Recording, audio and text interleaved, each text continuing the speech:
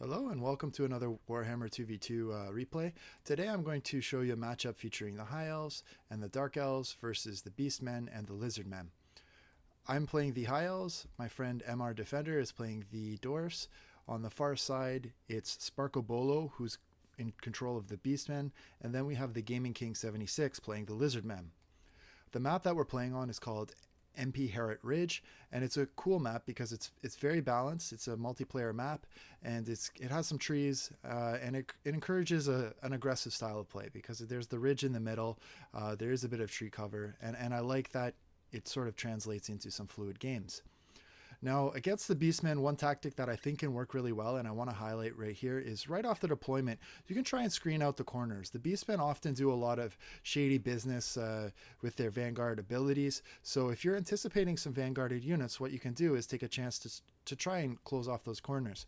Granted, Dwarfs are probably not the best option for doing this because they do have a slow movement speed, so if Beastmen did deploy here, it might be hard to pin them, but we were going to try our best and see what we could do there, and I did send over a High Elf Noble to see if he could maybe help just tie things down and let us at least do a little bit of damage on whatever Beastmen units might be there. In hindsight, there were surprisingly no Beastmen units that were deployed there, but we did catch a couple of Terradon riders here. I'm going to hit the play button, and we'll just see how things go. So initial play here, I do find, originally I'm disappointed because there's nothing in the corner, but I do find these Fire Leech Boas hiding in the trees here, and I will send my Shadow Warriors over there to deal with them as quickly as I can. For my army composition, I have Sisters of Avalorn, 2 units of Lothran Seaguard, 2 units of Shadow Warriors with some Spearmen, Alariel, and White Lions of Trace, and then in the back I have some Dragon Princes. And I was very happy with this build because I felt like I had tools to deal with pretty much everything. The Shadow Warriors could engage in melee if I needed a little bit of extra melee punch. They do have a high attack ability. And then I had, 4 units that could shoot with a range of 180, which is definitely a perk. A little bit of mobility in the Dragon Princes. And then, if push came to shove with an infantry grind, I had the ability with the Pure Company and the Sword Masters to dish out a little bit of hurt. And then Alariel would hopefully keep them online. The noble who I have on the chariot, he just scouted out the woods, but obviously we didn't find anything there, so not much use. Some initial trading fire going off between the gyrocopters with the brimstone guns versus the terradon riders, and these are just regular terradon riders over here. I did some unit testing, and actually in a melee fight, the Terradon riders will tear to shreds the gyrocopters. So my opponent here, my ally here, MR Defender, is doing a pretty good job of just kind of keeping out of range of the Terradon riders and, poking them back with some missile play. I do think, again, I did some testing. The missile play will eventually favor the Terradon riders, although in this case, the gyrocopters seem to be getting the upper hand, maybe because these units are a bit clumped up. But yeah, it's cool to see that initial play. You don't often see that. On the other side here, we have the Beastmen players coming into position here. We've got a Beast Lord and a Brave Shaman of Shadows with a Gorbel to kind of deal with any large that might come over there and get some crazy ideas to goon the Lords, the Lord and Hero. The 2 Bestigors and the Korax Man Rippers, who are an absolutely solid infantry choice, backing up the rear there. And then the Ungor Raiders to provide a little bit of anti-air support, but nothing to be too excited about, and some Spearmen. Now the Lizardmen, they've got a front line here of Skinks, so nothing too crazy there. 2 Bastillodons with two with the solar engine, and then plus they have the one with the revivification crystal, and then Krok-gar, and over here is a Skink Priest of Heavens to, I guess, mitigate any advantage that the High Elves might have with the air. And then Centaurs with throwing axes here, and Chaos Warhounds. And yeah. Oh, one thing I forgot to mention here, the Skink Priest of Heavens probably also has Curse of Midnight Winds, which is really useful against Dwarf. Let's just see here. Yes. And yeah, there it is. Curse of the Midnight Wind. So that's a great armor debuff. It's one of the most effective spells against Dwarfs. So Not surprising to see that there, and that will also help, you know, some of these lower tier infantry like the skinks to do a little bit of damage on units that would otherwise just have too much armor for there to be anything effective going on. So I'm going to hit the fast forward button here as we kind of jockey into position.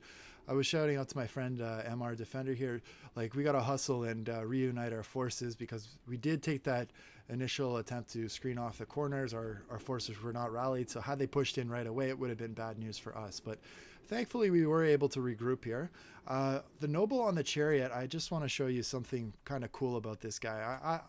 I've been trying to make the chariot play work for the high elves, and I've had sort of mixed success, but my friend Game pointed out to me that, you know, the noble on the chariot is probably a better choice than the Ithalmar chariot, like in terms of damage pen and other sort of like abilities that it has, like Sacred Incense for missile resist.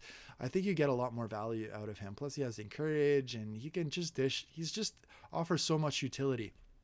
And the nice thing about him too is you can bring this Armor of the Stars item, and this is something that I think is underutilized, but the fact that you can put a noble on a chariot with 300 damage and armor pen and make it stealth and just show up on a flank somewhere and just pound something is like, it's so fun to use, and it's very powerful too. So some Shadow Warriors here, just hiding out in the forest with some initial missile play. Big charge comes in here with the Dragon Princes onto the Skink cohort, and you can see that they get absolutely devastated from that initial attack. Some return fire is probably going to come from these Vanguard Raiders here, but they don't have armor pen, and I'm not too worried about the damage that they're going to put in on these Dragon Princes. With Alariel, I can quite easily heal them.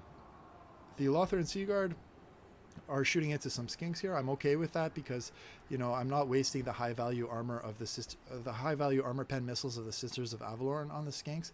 I've turned off the fire at will, and I'm going to be saving that for higher value targets like Bestigor Herd and cavalry and things like that later on.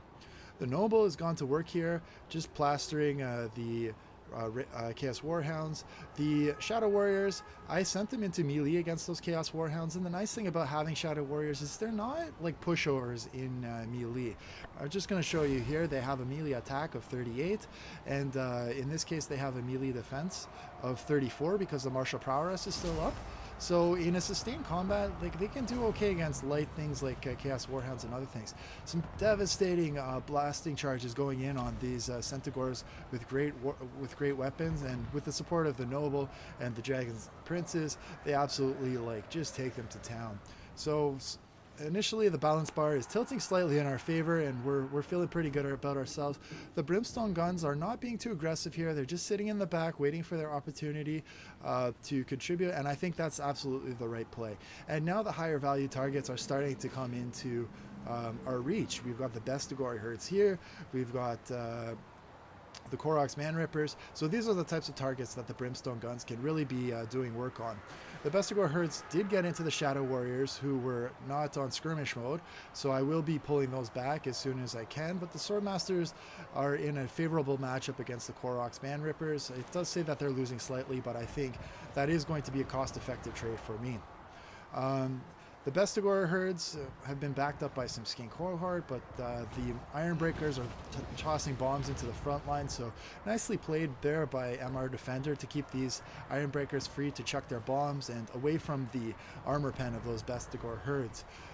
It's nicer to, you know, use your chaff infantry like the Dwarf Warriors to soak up that damage. Agramiaphis chilling in the back here. He hasn't had to do too much work, and the Dragon Princes are doing their best to kind of bounce around from unit to unit. The Beast Lord is on the chariot with the mage. I don't know where he's gone to, but there he is. The Bray Shaman or Shadows. They've been doing a good job of bouncing around the front line and just doing damage where they can, but the Noble and the Dragon Princes are a big problem for them, and now that the Centaurs with great weapons have been taken off the field, really the only answers to them are these Centaurs with throwing axes, and they're going to have to be really careful not to get caught like they just did here by these Dragon Princes, and trying their best to like skirmish them out over time. Meanwhile, the Noble's just going in and disrupting everything he can. The Gorbull, I think, maybe was forgotten for a little bit there in the backwoods, so he's making his way into the fight here. But things are starting to turn a little bit in our favor here. We've got control of this front line engagement, I think, and you're starting to see a few units breaking off from the field. The Terradon Riders come in here. They're going to take some pot shots where they can, but the Lothern Sea Guard are in position. I've got the Corralers in the back, and they don't really have a place to land. So some very nice support here from the missile troops, just kind of doing their job.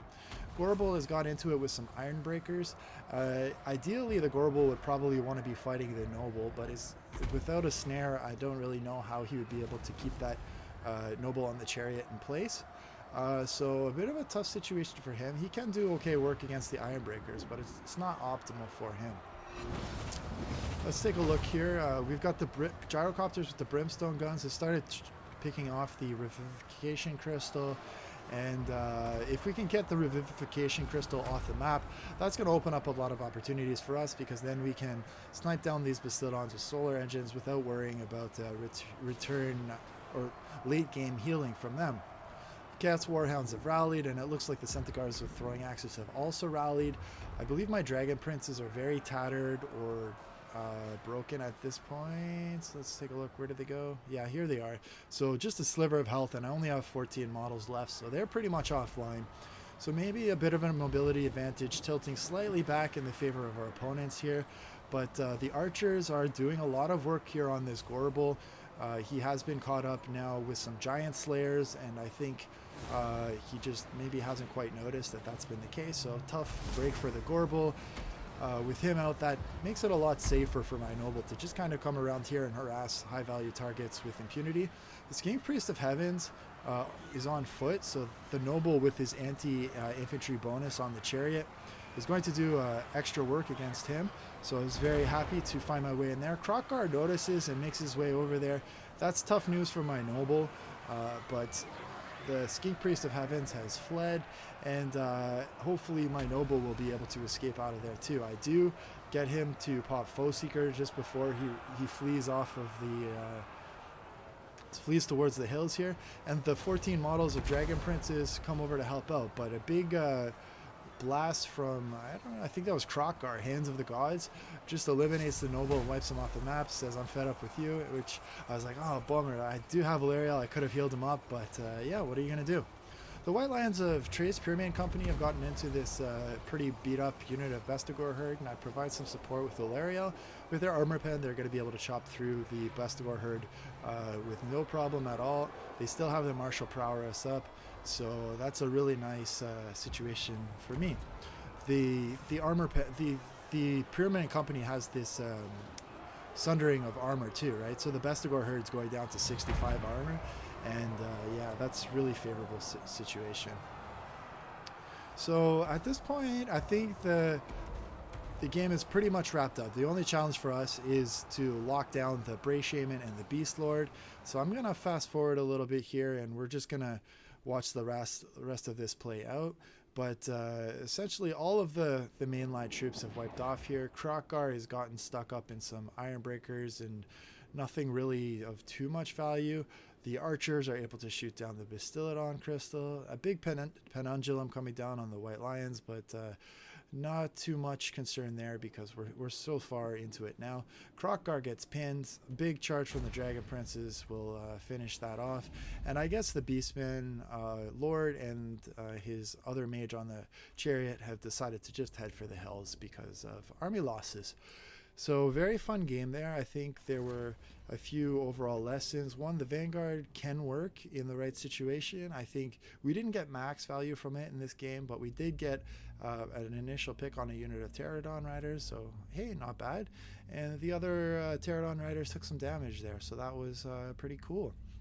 I was very happy with the Noble. Eventually it did die, but he got 114 kills, and it probably caused our opponents just huge headaches there off that initial engagement. The Dragon Princes are always a solid pick. I was really happy with this build. I think if you want a competitive high elf build, this is certainly a viable option. The Scions of Mathland can take forever, reduce the damage that the Pyramid Company would take in return, and then you get the huge offensive stats of the Pyramid Company to just, you know, beat the crap out of anything that comes near it. MR Defender, he did great with all of his Dwarf warriors. He screened the Iron Breakers really well, so they were able to use all of their missiles. The Giant Slayers got into the Gorbel, so that was cool. And then the missile units were just preventing the terradon riders from coming anywhere close. And it was so nice to see a Dwarf army that didn't rely on artillery for a change. The gyro bombers with the brimstone guns, they were there, they were shooting things. They don't have a ton of kills, but they got onto some high value targets like the revivification crystal and took that off the map. So I think they proved their worth. In the right situation, they can do okay.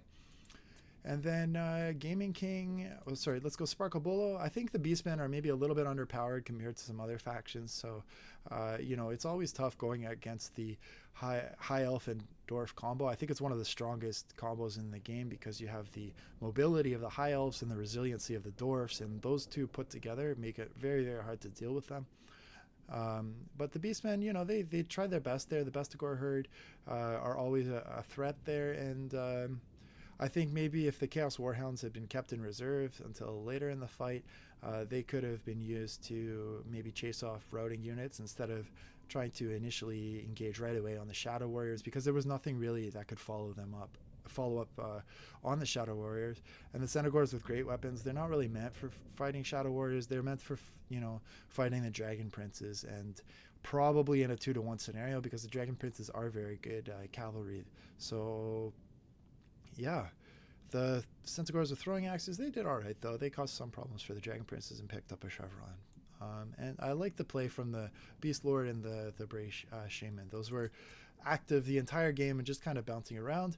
And Gaming King, I liked that he took some Terradon Riders. It's fun to see those in play. You don't see them too often. I think the Skinks pretty much got shot up and eliminated from the fight fast. And the Saurus Warriors, the lacked, I think, enough staying power to really contest with the Pure Main Company and the Swordmasters. But overall, very fun matchup, and I look forward to playing against Sparkobolo and the Gaming King again. Thanks so much. Talk to you later. Bye.